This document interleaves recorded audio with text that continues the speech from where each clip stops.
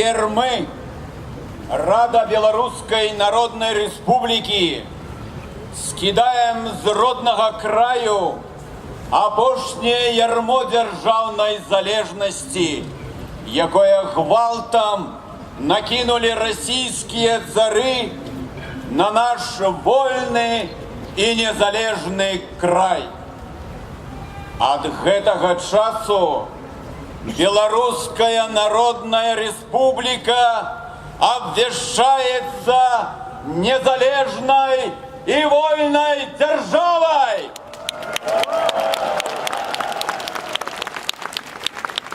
Сами народы Белоруссии у особи своего установчего сойму постановить о будущих державных связях Белоруссии. На моцы гэтага трацяць сілу все старыя дзяржаўныя звязі, якія далі магчымасць чужому ўраду падпісаць і за Беларусь трактат у Бярэсці, што забівае на смерць беларускі народ, дзелючы зямлю яго на часткі.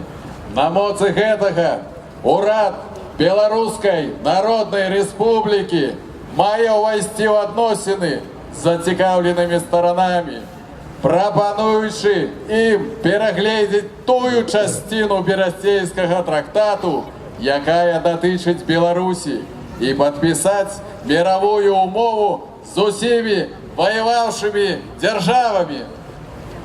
Белорусская Народная Республика повинна обнять усе земли, где живе и мае лічбенную перавагу белорусский народ.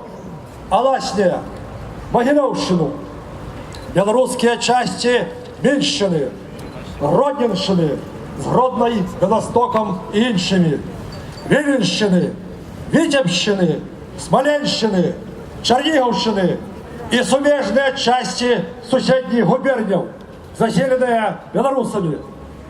Белорусская Народная Республика, поддерживая все те правы и вольности громадян и народов Беларуси, якія обвешчаныя уставной грамотой от 9 сакавіка 1918 году, обвяшчаючи об незалежности Белорусской Народной Республики, Рада яе покладая свои надеи на тое, что все любящие волю народы дапамогуць беларускаму народу у поўнай меры здзейсніць яго палітычна-дзяржаўныя ідэалы.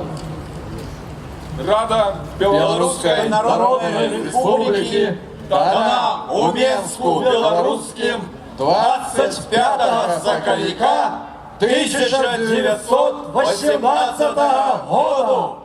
Живе Беларусь!